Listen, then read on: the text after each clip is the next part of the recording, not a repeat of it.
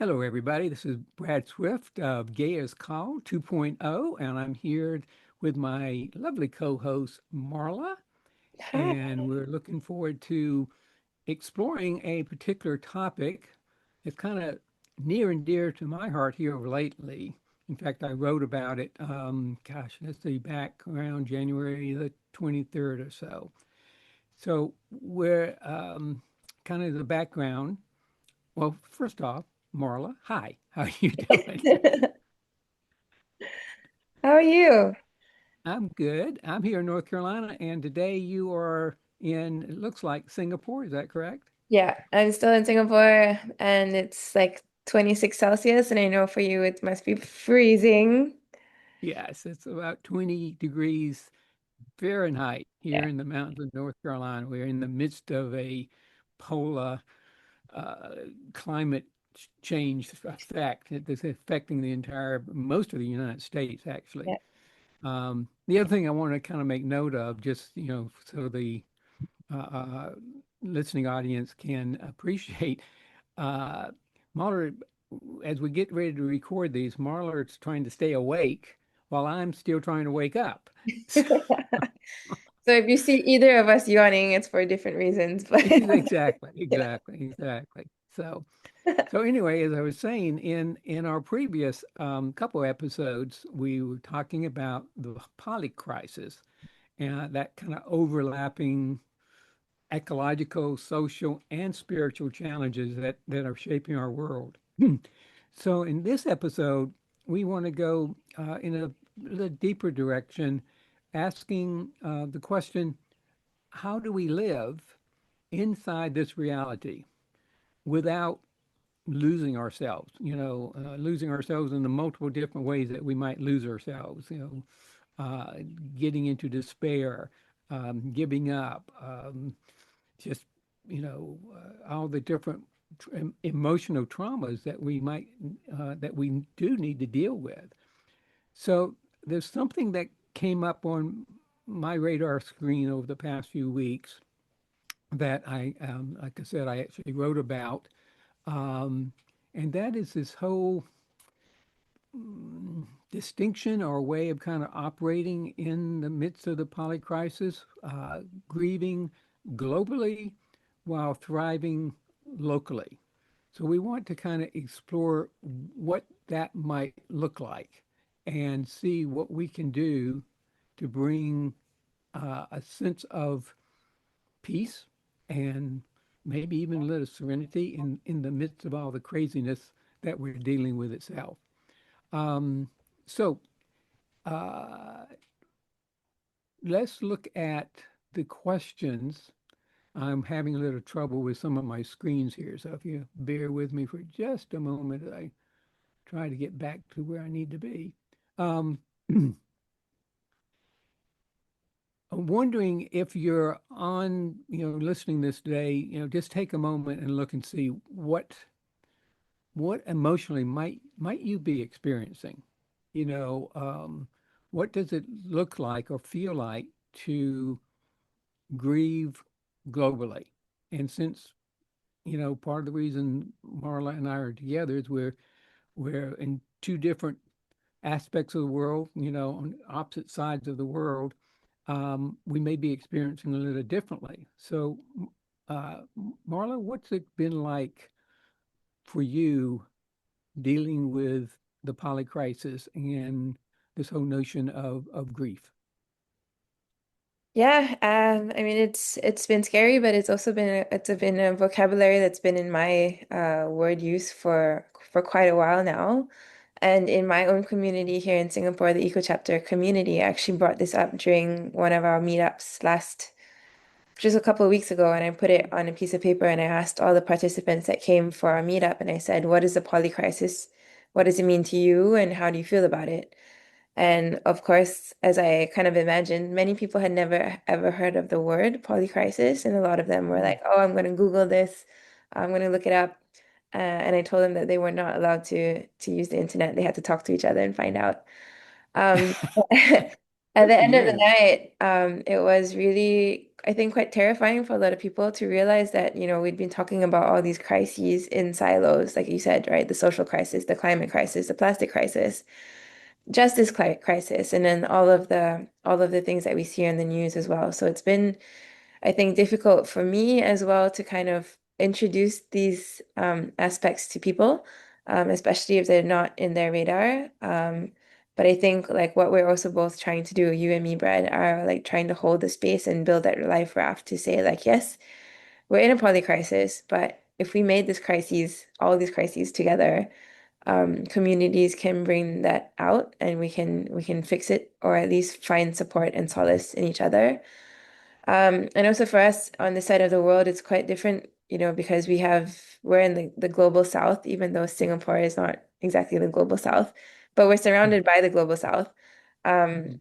We've been also dealing with climate disasters and unnatural weather patterns, like all the flooding that's been going on and typhoons in Philippines and flooding in Indonesia and all over Asia.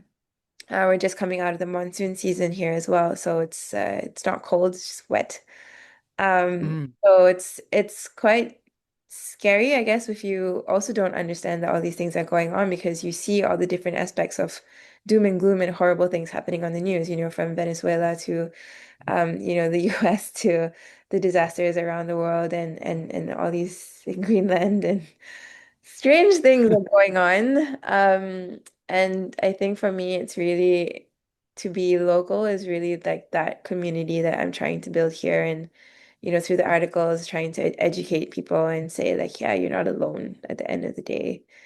We're all in this together. And how do we, also thrive globally from these local communities as well. So that's Yeah. kind of how I've been feeling here. It's been quite difficult, but also, I guess, heartening to know that people, once they know, it's like, okay, now what do we do? Yeah. Yeah. And that's a whole another topic that we might explore at some point is do we, those of us who quote are in the know, so to speak, who are aware of what's going on in the interrelationship of all these different crises, do we share that with others, particularly the others that mean the most to us? That's one of the things that I'm kind of tussling with myself, and a whole nother conversation we could go down. But for those who are aware of it, uh, we're not talking about, when we're talking about grieving globally, at least I'm not talking about, uh, I think the common term these days is doom scrolling, just getting on your phone and, you know, Facebook or LinkedIn or YouTube, wherever you want to go, on that, and just, finding out one bad thing after another is happening. I mean, there's plenty of things going on here in the United States. We uh, politically, economically, climate-wise, here in North Carolina, and for most of, well over half of our country, are in the midst of a climate weather pattern of sub-zero weather in areas.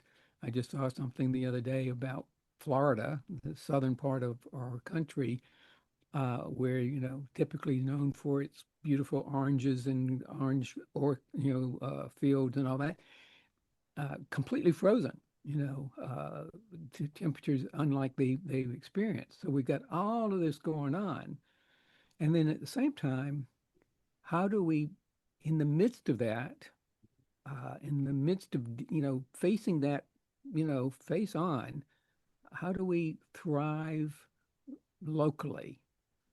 And I noticed for myself two of the things that have come up for me, and as I've kind of embraced and tried on this whole perspective, which, by the way, I want to just acknowledge where it came from. I originally heard about it. I'm a part of Jamie Will's Homegrown Humans online community. And somewhere in one of the conversations, he mentioned that phrase. kind of in passing, and but it was one of those things like, wow, that's an interesting perspective. So I did a little bit of research and found out that uh, it was actually a sermon delivered by a Unitarian minister, Dr. Molly Gordon, and she that discussion that service sermon is on YouTube if you want to look it up. But as I look at that, two things that come to mind. One is I'm spending a lot more time with my loved ones. Uh, Typically in the past, uh, Ann and I, my wife and I, would go visit our grandkids. Um, she would go on like one day, Tuesday or Wednesday, and I'd go on another day, maybe Thursday or Friday. Now we're going together because I want to spend more and more time with my wife and with our grandkids and with our daughter and son-in-law. So that's one of the ways I can really thrive here globally. The other way is I'm meditating a lot more often. I'm taking care of my inner and emotional self by meditating not just once a day, but once in the morning and once in the evening, and sometimes another time in the middle of the day. Again, to try to take care of my, staying emotionally centered itself. Uh, how about how about for you? What are you finding is working or not working for that matter? Yeah, similar things.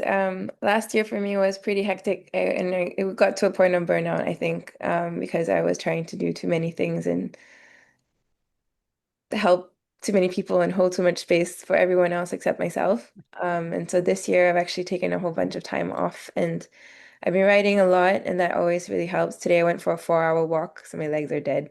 Um, but trying to be outside and spend time in nature, and also I'm trying to focus a little bit more on the community that I'm building, and not everybody else in the world as well. Like I'm trying to deal with my circle of control, right? Like I can only do this much, and that's okay. It's not my responsibility to take over everybody else's problems. It's really whatever I can do, and what I think I can do within my means. And I'm also going on a little retreat similar to your meditation, but going away from Singapore because Singapore for me is really stressful, and I've been trying to infiltrate this corporate sustainability world. And I think that was also leading to the burnout last year. So for me, Mm. I'm going back to nature and place that I know very well. It's Sri Lanka, and it's actually where me and Brad had our first meeting in 2023. I might be in the same room actually in our next call. Um, but I'm going back to a place where I know it's the next to the ocean and the forest is there, and I have a yoga place that Mm. I go to, which is right on the beach. And I'm just spending like 2 weeks there just to reset and to start like 2026 properly. We're talking in February, by the way. It's the beginning of February, but I feel like I'm still in 2025 and I haven't actually started the year yet. So yeah, I mean similar things. Like I've also felt it's a very daunting place to be in at the moment, especially like you said, for those of us in the know. It's a lot of scary things that we're reading all the time, also in order to maybe educate others or um, dampen that blow, and we take it all on ourselves. And so, yeah, I'm also trying to put that space aside to make sure that I'm also taken care of and mentally, physically, and also time-wise, that I don't go down like rabbit holes where I stay up until 5 o'clock in the morning because I'm like, oh my God, I need to research this and this and this and this and this and put it into an article so that everybody else can understand it better. Um, so yeah, so similar things. Also, I've been spending lots of time with friends and family.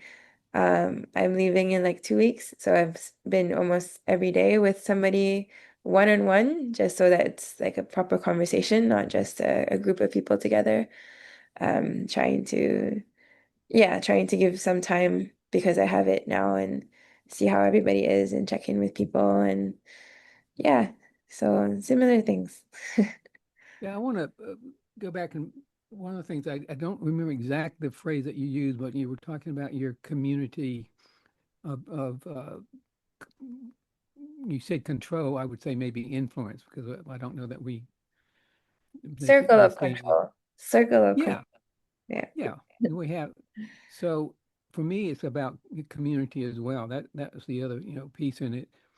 As we've here in the North Carolina mountains and throughout the country itself, been dealing with very unexpected low temperatures and precipitation. We've got probably, as I look outside, still have probably about 4 or 5 inches of snow.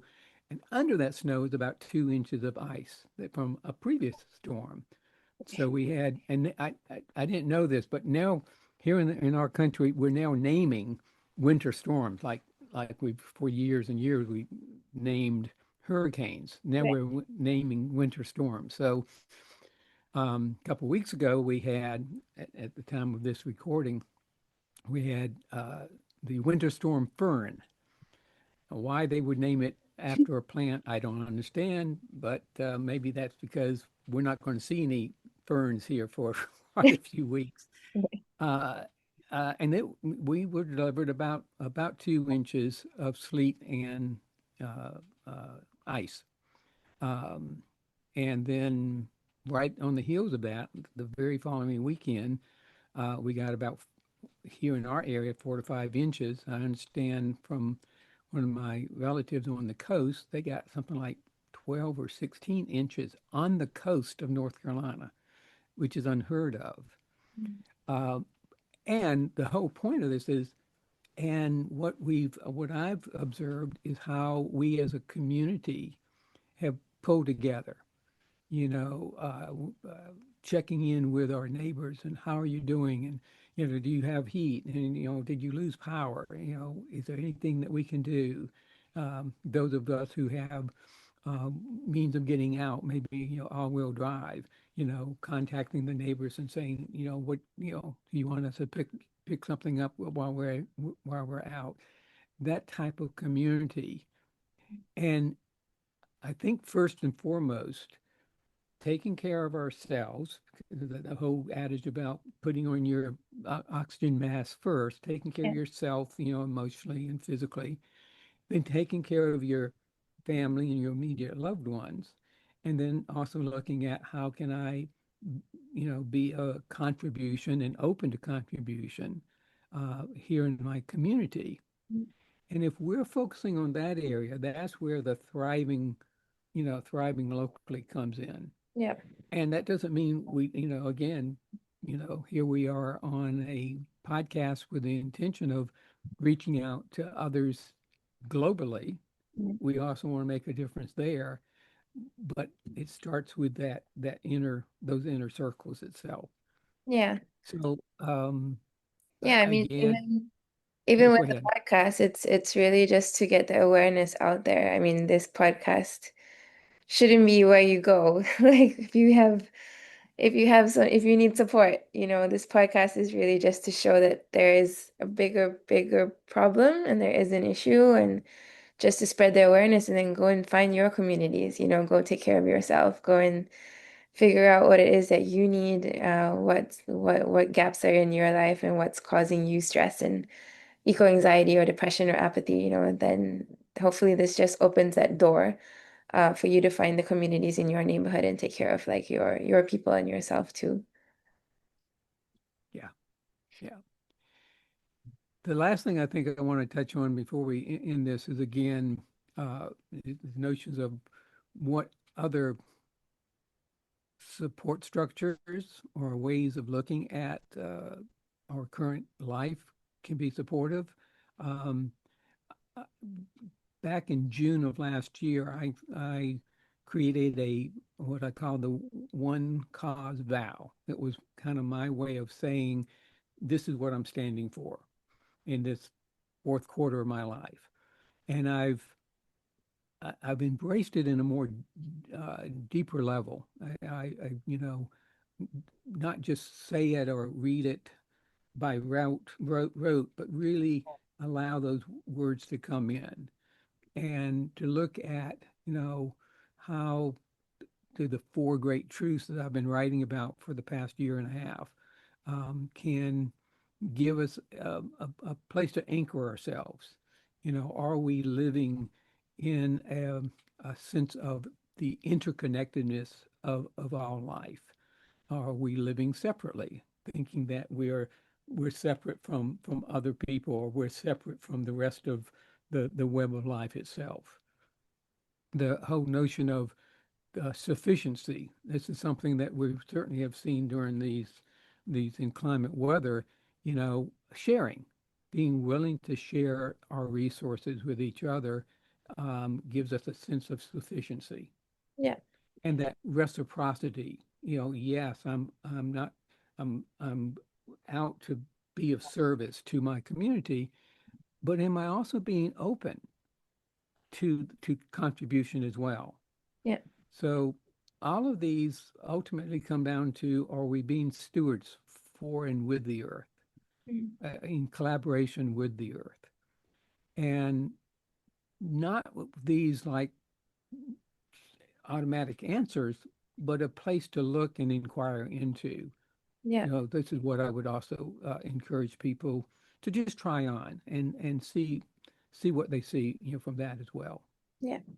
Totally. Um, Anything else you want to explore regarding this before we kind of look at what might be coming down the road?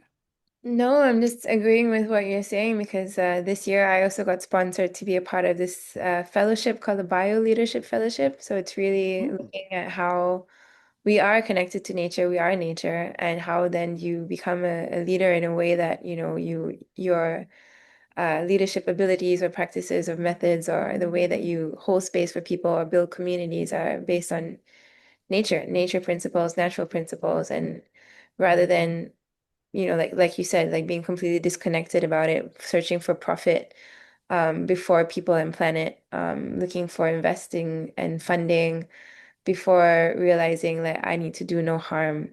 So I'm really excited to start Mhm. this in a month.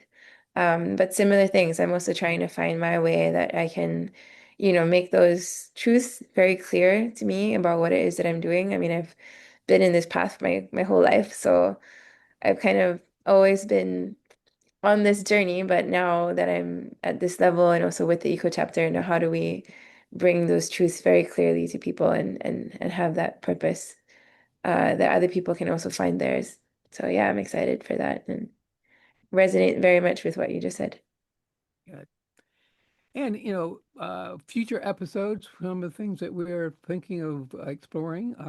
Yes. Again, this whole idea of, Earth in crisis, the ecological emergency will be a topic.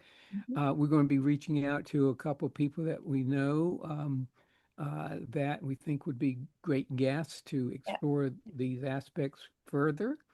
And if you're listening to this and you think you could be one of those guests, or somebody that you would love to have be on our show, reach out to us. Yeah. You can find us on Substack, either at the Eco Chapter, I believe is your Substack, Yeah. and mine is Gaia's Call, or also you can find it on W. Bradford Swift Unlimited, I believe it is. I've been on my own Substack so long I don't even know the name of it anymore. But Gaia's Call would be the primary way to reach out to me. Yeah, you can find me on LinkedIn, Marla Lees at the Eco Chapter, or you can just go www.theecochapter.com. And my Substack is actually Marla's Musings as an Earthling. Oh, okay. So that's my Substack. Very good. Yeah, All but right. we'll be Until super next time. excited to get questions in from you guys as well, so we can discuss them. So yeah, Yeah. until next Yeah, time. very good. Stay safe and love each other. Take care, Yes. everybody. Bye.